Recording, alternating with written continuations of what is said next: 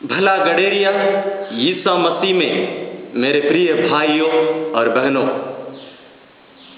आज माता कलीसिया सामान्य काल का 16वां रविवार मना रही है और आज माता कलीसिया आज के तीनों पाठों द्वारा हमें इस बिंदु पर जोर देना चाहती है, इस बिंदु पर मनन चिंतन करने के लिए हमें आह्वान करती है कि ईश्वर हमारा भला गडेरिया है। आज का पहला पाठ नबी यिर्मयाह का ग्रंथ अध्याय 23 पद संख्या 1 से 6 से लिया गया है। आज के इस पहले पाठ द्वारा ईश्वर नबी यिर्मयाह द्वारा भविष्यवाणी करते हैं कि वे स्वयं चरवाहा बनकर अपने बिखरे लोगों को एकत्रित करने के लिए हमारे बीच में आएंगे। पुराने विधान में चरवाहा का यह शब्द उन लोगों के लिए उपयोग किया जाता था जो यहूदी लोगों पर शासन करते थे, जैसे राजा, उनके न्याय करते लोग और उन पर जो भी अधिकार जताते थे वे सभी गडेरिया के नाम पर बुलाए जाते थे। और ये लोग अपने अधर्म के द्वारा यहूदी जनता के बीच में पाप फैलाए, उनके कुकर्मों द्वारा यहूदी लोग तितर बितर कर दिए गए। इसलिए ईश्वर नबी यिर्मयाह द्वारा भविष्यवाणी करते हैं कि वे स्वयं भला गडेरिया बनकर अपने ये बिखरे लोगों को, ना केवल ये बिखरे लोगों को और जो गैर यहूदी हैं उन सभी को एकत्रित करते हुए एक मानव जाति के रूप में, एक कलीसिया के रूप में, एक ईश्वर के परिवार के रूप में एकत्रित करने के लिए वे स्वयं आएंगे।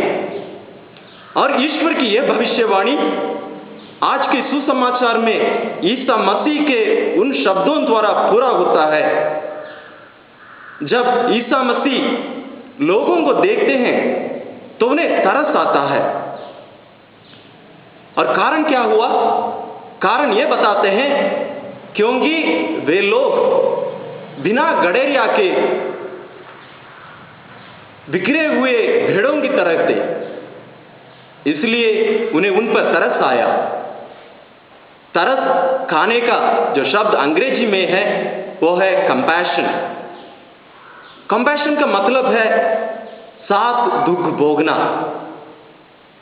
साथ दुख भोगना, ना कि साथ दुख सहना। ईसा मसीह हमारा भला गडेरिया दुख सहने के लिए नहीं आए, बल्कि दुख भोगने के लिए आए। दुख सहना का मतलब है पूर्ण रूप से दुख को अपनाना नहीं है, लेकिन दुख भोगने का मतलब है पूरा दुख को अपने ऊपर लेते हुए उसको सहन करना, उसको भोगना और दुख को अपनाते हुए जीवन बिताना। ईश्वर यही किए।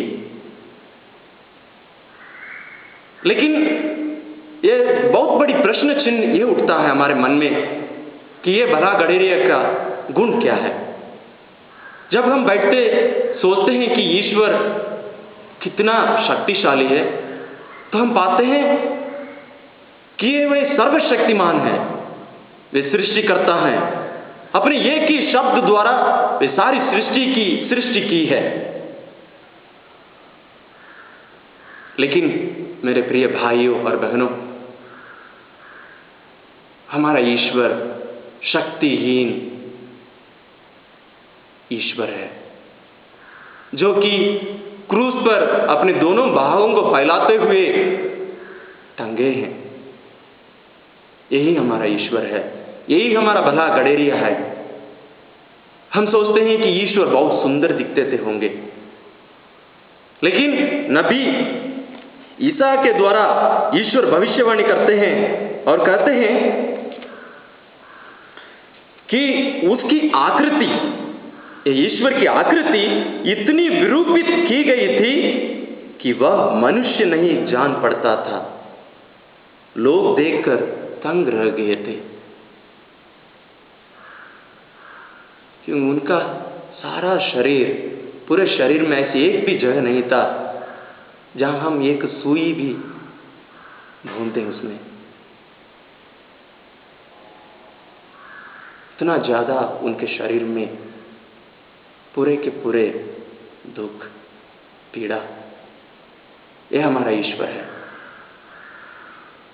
यह हमारा भला गडेरिया है। यह हमारा भला गडेरिया अपने भेड़ों के लिए अपना प्राण अर्पित करता है।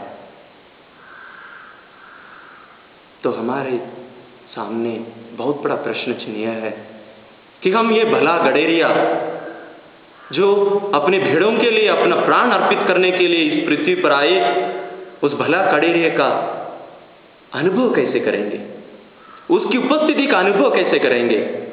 हमारा ईश्वर मरा हुआ ईश्वर नहीं है, हमारा ईश्वर जीवित ईश्वर है, जीवंत ईश्वर है। वे आज भी हमारे साथ उपस्थित हैं, विद्यमान हैं। इसलिए हम ईश्वर को पाते हैं कि वो ईश्वर इम्मानुएल है, ईश्वर हमारे साथ है, हमारे साथ दुख भोगते हुए जीवन बिताते हैं।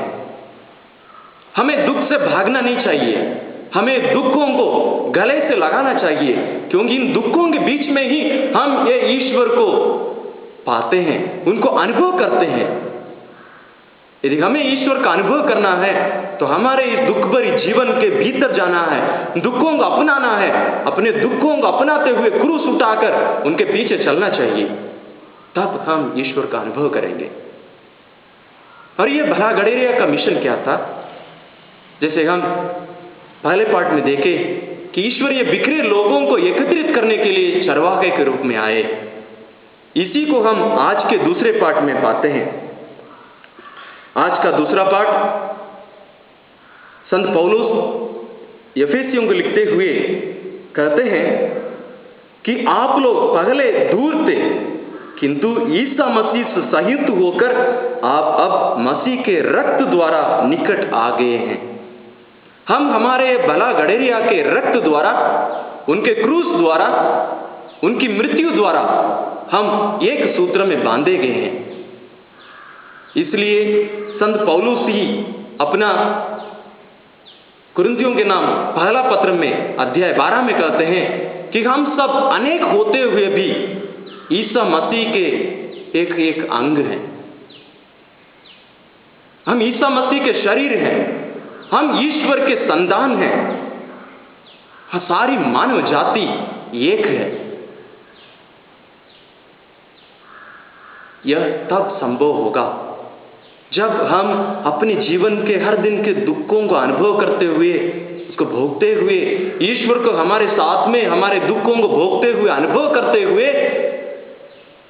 जब हम जीवन बिताएंगे, तब हम दूसरों के देखते हुए हम भी अनुभव करेंगे कि ईश्वर उनके साथ भी है।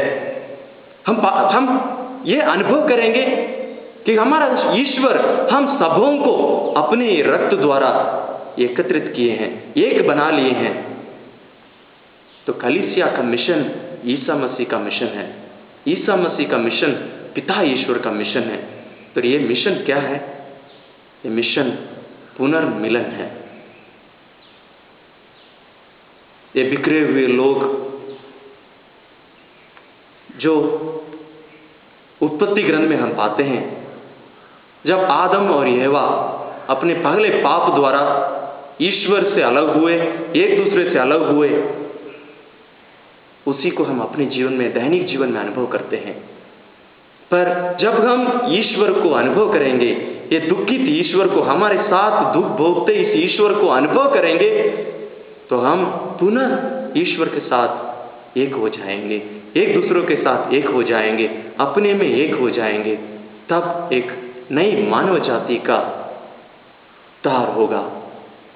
एक ही रूप में, एक ही भले गडेरिया के, एक ही चरवाहे के हम सब भेड़ बनकर जीवन बिताने की हम भी अपने आप को अर्पण कर सकेंगे। आमीन।